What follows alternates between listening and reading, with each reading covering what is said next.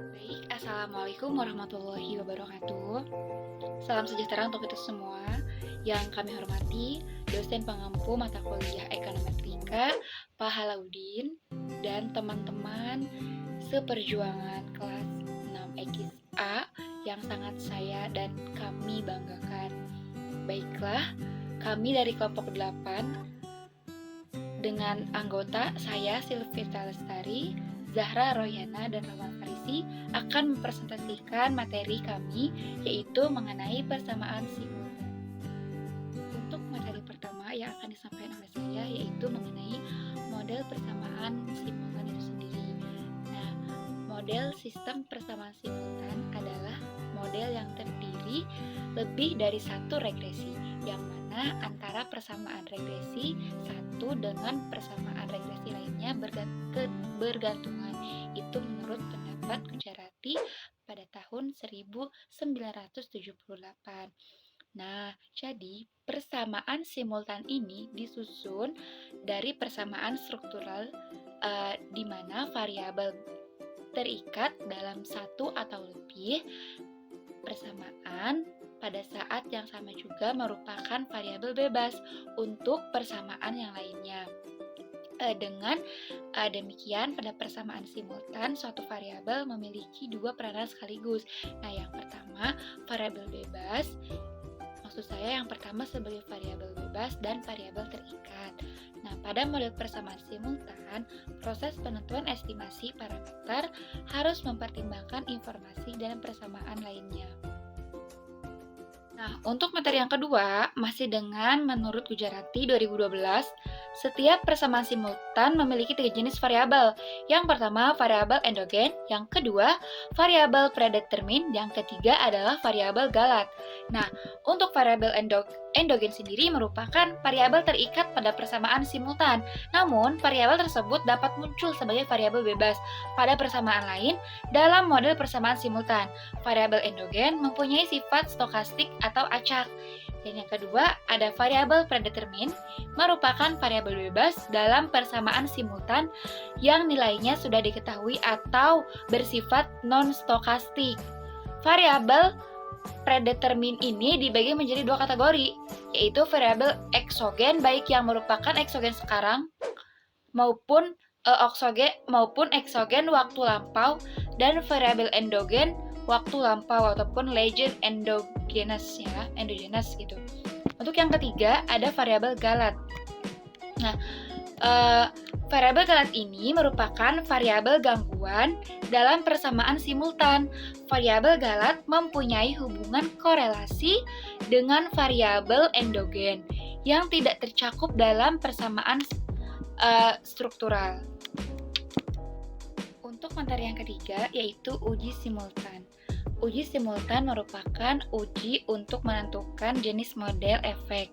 Apakah model tersebut termasuk model efek acak atau yang disebut dengan random effect model, ataukah termasuk model efek tetap, fixed effect model. Inti dari uji simultan yang menguji apakah terdapat hubungan antara galat pada model dengan satu atau lebih variabel bebas dalam model. Hipotesis awalnya tidak terdapat hubungan antara galat model dengan satu atau lebih variabel bebas. Nah, prosedur pengujian dengan uji Hausman adalah sebagai berikut ya. Yang pertama ada statistik. Untuk yang pertama ada perumusan hipotesis. Yang kedua ada statistik uji. Dan yang ketiga ada yang dinamakan dengan kriteria pengujian. Dan yang keempat adanya kesimpulan. Baik, slide selanjutnya akan dibahas oleh saya, Zahra Royhana, NIM 1914117. Mengenai jenis-jenis identifikasi persamaan simultan. Nah, pada identifikasi persamaan simultan terdapat 3 jenis kondisi identifikasi yang dapat terjadi.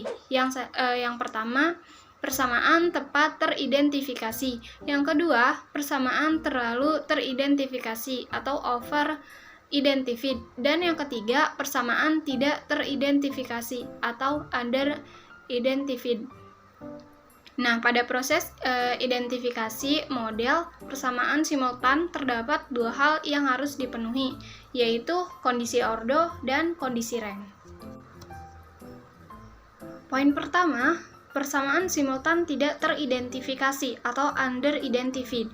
Nah, kondisi persamaan simultan yang tidak teridentifikasi terjadi apabila banyak variabel predetermined dalam model yang tidak ada dalam persamaan ke I lebih kecil dari banyaknya variabel endogen dalam persamaan ke I dikurangi 1. Nah, secara sistematis, kondisi persamaan simultan yang tidak dapat teridentifikasi terjadi apabila bisa dilihat di slide, jumlah variabel predetermined yang terdapat dalam model dikurangi jumlah variabel predetermined yang terdapat dalam persamaan ke I lebih kecil dari jumlah variabel endogen yang terdapat dalam persamaan ke I dikurangi 1.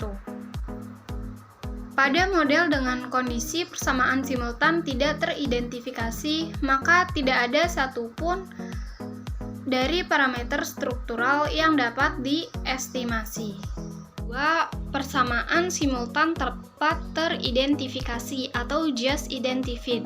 Nah, kondisi ini terjadi apabila banyaknya variabel predetermined dalam model yang tidak ada dalam persamaan ke I sama dengan banyaknya variabel endogen dalam persamaan ke I dikurangi 1. Secara sistematis, kondisi persamaan simultan yang teridentifikasi terjadi apabila bisa dilihat di slide, dengan rank A sama dengan G dikurangi 1, di mana A adalah matriks yang disusun oleh parameter dari variabel yang tidak diselidiki pada persamaan ke I tetapi terkandung dalam persamaan lain dalam model. Pada kondisi persamaan simultan terdapat teridentifikasi, persamaan struktural dapat ditaksir setelah dilakukan reduksi yang telah diestimasi. Nah, penaksiran parameter pada persamaan simultan tepat teridentifikasi ini dapat dilakukan dengan menggunakan metode indirect least square atau ILS dan two-stage least square atau TSLS. Selanjutnya, poin ketiga, persamaan simultan berlebih identifikasi atau over-identified. Nah, kondisi persamaan simultan berlebih ini terjadi apabila banyaknya variabel predetermined dalam model yang tidak ada dalam persamaan ke I melebihi banyaknya variabel endogen dalam persamaan ke I dikurangi 1. Nah, secara sistematis, kondisi persamaan simultan yang tepat teridentifikasi terjadi apabila dengan rank A, G dikurangi 1, di mana A adalah matriks yang disusun oleh parameter variabel yang tidak diselidiki pada persamaan ke I tetapi terkandung dalam persamaan lain dalam model. Penaksiran parameter pada persamaan simultan berlebih identifikasi ini dapat dilakukan dengan metode two-stage least square atau TSLS dan metode three-stage least square atau 3SLS. Selanjutnya yaitu prosedur identifikasi persamaan simultan. Nah, dalam prosedur identifikasi persamaan simultan ini ada dua, yakni yang pertama kondisi ordo dan yang kedua kondisi rank. Pada pengidentifikasian kondisi ordo merupakan syarat perlu untuk mengetahui kondisi identifikasi pada persamaan ke I apabila teridentifikasi dengan tepat, berlebih teridentifikasi atau tidak teridentifikasi. Sedangkan pada pengidentifikasian kondisi rank merupakan syarat cukup untuk memastikan kondisi persamaan ke I teridentifikasi. Syarat cukup ini untuk menegaskan bahwa di antara variabel yang tidak ada dalam persamaan ke I tidak ada yang berkorelasi.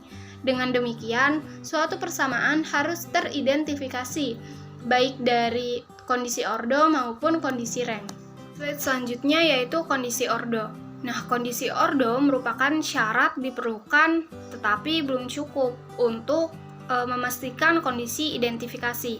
Kondisi ordo ini menyatakan bahwa syarat identifikasi dari suatu persamaan struktural adalah jumlah variabel predetermined yang tidak dimasukkan ke dalam persamaan ke I sekurang-kurangnya harus sama banyak dengan jumlah variabel endogen yang terdapat pada persamaan ke I dikurangi 1. Nah, secara matematis bisa dilihat di slide ya. Jadi, berdasarkan persamaan, apabila persamaan ke I memenuhi kondisi ordo persamaan tersebut, maka dikatakan persamaan simultan teridentifikasi tepat atau persamaan simultan teridentifikasi berlebihan. Dalam hal kondisi ordo tidak terpenuhi, maka hal ini berarti persamaan simultan tidak teridentifikasi. Apabila suatu persamaan ke I tidak memenuhi kondisi ordo, maka tidak perlu dilakukan penyelidikan kondisi rank. Namun, apabila kondisi ordo terpenuhi, maka proses selanjutnya yaitu melakukan penyelidikan terhadap kondisi rank. Nah, selanjutnya poin B yaitu kondisi rank. Nah, kondisi ordo yang telah dibahas pada poin sebelumnya merupakan syarat perlu dari identifikasi persamaan simultan. Kondisi ordo belum cukup untuk menunjukkan kondisi identifikasi dari suatu persamaan simultan.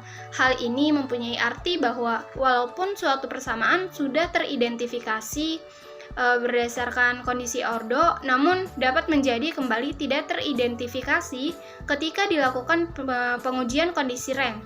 Dengan demikian, suatu persamaan simultan dinyatakan teridentifikasi apabila persamaan tersebut teridentifikasi pada kondisi ordo dan kondisi rank. Kondisi rank menyatakan bahwa pada suatu model yang terdiri dari G persamaan, suatu persamaan ke I dinyatakan teridentifikasi apabila sekurang-kurangnya memiliki satu determinan yang tidak nol berdimensi G kurang 1. Dari suatu matriks koefisien variabel yang tidak dimasukkan dalam persamaan ke I, tetapi terkandung dalam persamaan lain dalam model. Selanjutnya yaitu metode two-stage least squares atau TSLS. Merupakan metode persamaan tunggal untuk menyelesaikan persamaan simultan, di mana terjadi korelasi antara variabel galat dengan variabel-variabel endogennya. Dengan demikian, apabila metode TSLS ini diterapkan pada setiap persamaan struktural secara terpisah, bias simultan dapat dihilangkan. Nah, pada metode TSLS, variabel-variabel endogen yang berkorelasi dengan variabel-variabel galat diganti dengan estimasi nilai-nilainya sendiri. Nah, metode TLS ini sangat tepat diterapkan pada persamaan simultan yang kondisi identifikasinya over-identified. Penggunaan metode TSLS ini baik juga untuk menaksir persamaan yang just identified. Adapun langkah-langkahnya, ada 2 langkah. Yang pertama, setiap variabel endogen dari persamaan struktural diregresikan terhadap semua variabel eksogen dari suatu model, sehingga diperoleh persamaan bentuk sederhana dan estimasi menggunakan metode OLS pada regresi linear berganda. Hasil estimasi variabel endogen tahap pertama ini berfungsi untuk menggantikan variabel endogen yang muncul sebagai variabel bebas pada persamaan yang teridentifikasi, tepat atau berlebihan. Selanjutnya, langkah kedua, setelah variabel endogen yang berfungsi sebagai variabel bebas diganti dengan nilai estimasinya, hal yang selanjutnya yaitu mengestimasi persamaan secara terpisah dengan OLS pada regresi linear berganda bertahap persamaan-persamaan yang teridentifikasi tepat atau berlebihan dalam model. Baik, selanjutnya ya, ini contoh model persamaan simultan. Model permintaan dan penawaran. Seperti dikenal dengan baik, harga P dari komoditi dan kuantitas Q yang terjual ditentukan oleh perpotongan kurva permintaan dan penawaran untuk komoditi itu. Jadi, dengan mengasumsikan untuk penyederhanaan bahwa kurva penawaran dan permintaan adalah linear dan dengan menambahkan unsur gangguan stokastik U1 dan U2, fungsi empiris permintaan dan penawaran bisa ditulis sebagai berikut seperti yang tertera di slide. Seperti itu. Ada fungsi permintaan Ki D pada tahun T sama dengan alfa 0 ditambah alfa 1 P tahun ditambah U 1 tahun dengan catatan alfa 1 lebih kecil daripada 0. Sedangkan fungsi penawarannya yakni Qs pada tahun T sama dengan beta 0 ditambah beta 1 dikali P pada tahun T ditambah U2 pada tahun T dengan catatan beta 1 lebih besar daripada 0. Itu disebut dengan fungsi penawaran. Kondisi keseimbangannya yakni fungsi permintaan sama dengan fungsi penawaran. Alfa dan beta di sini yakni sebagai parameter, sebagai ukuran ya. Secara a priori, alfa diharapkan untuk negatif sehingga kurva permintaan yang miring ke bawah, dan beta 1 diharapkan positif, kurva penawaran yang miring ke atas. Sekarang tidak terlalu sulit untuk melihat bahwa P dan Q adalah variabel tak bebas bergabung. Jika misalnya U1 pada tahun T dalam fungsi permintaan berubah karena perubahan dalam variabel lain mempengaruhi kita seperti pendapatan, kekayaan, dan selera.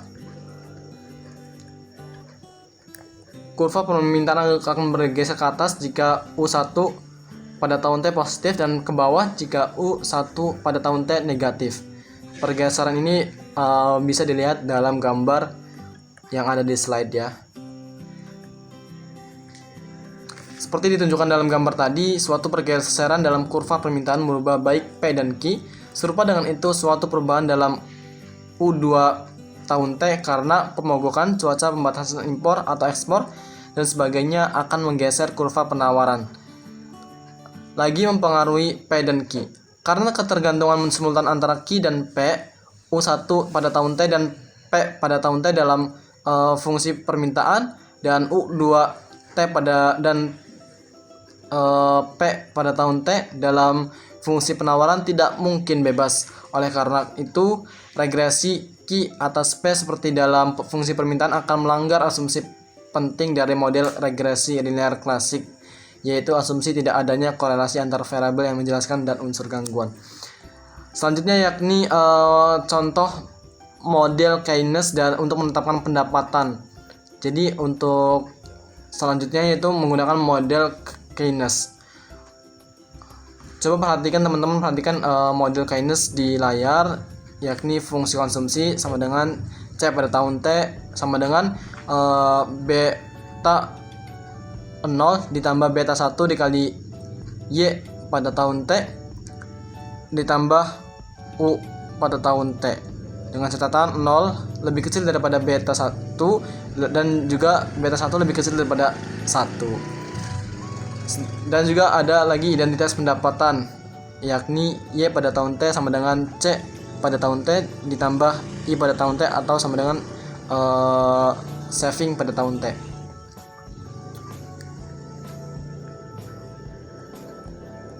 Parameter beta 1 dikenal sebagai kecenderungan konsumsi marginal atau biasa sebut kita MPC ya. Jumlah belanja konsumsi tambahan yang dihasilkan dari suatu tambahan dolar dari pendapatan. Dari teori ekonomi, beta 1 diharapkan terletak antara 0 dan 1. Persamaan fungsi konsumsi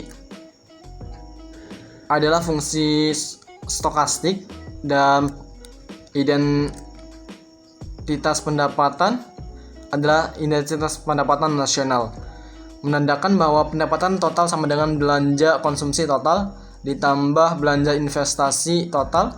Telah dipahami bahwa total belanja investasi sama dengan belanja tabungan. Secara diagram kita mempunyai seperti yang tertera di slide ya. Diagramnya seperti ini. Dari fungsi konsumsi yang didalilkan dalam slide yang awal sebelum ke kurva ini, jelas bahwa C dan Y adalah saling bergantung dan bahwa Y pada tahun T dalam identitas pendapatan tidak diharapkan untuk bebas atau independen dari unsur gangguan, karena ketika U pada tahun T bergeser karena perubahan dari faktor yang dikelompokkan dalam unsur gangguan, maka fungsi konsumen juga bergeser, yang pada gilirannya mempengaruhi pendapatan pada tahun T. Oleh karena itu, sekali lagi, metode kuadrat terkecil klasik tidak bisa diterapkan terhadap fungsi konsumsi. Jika diterapkan, akan ditunjukkan nanti bahwa penaksiran yang diperoleh akan tidak konsisten. Sekian dari saya dan juga teman-teman kelompok ekonometrika kelompok 8. Kurang lebihnya mohon maaf. Wassalamualaikum warahmatullahi wabarakatuh.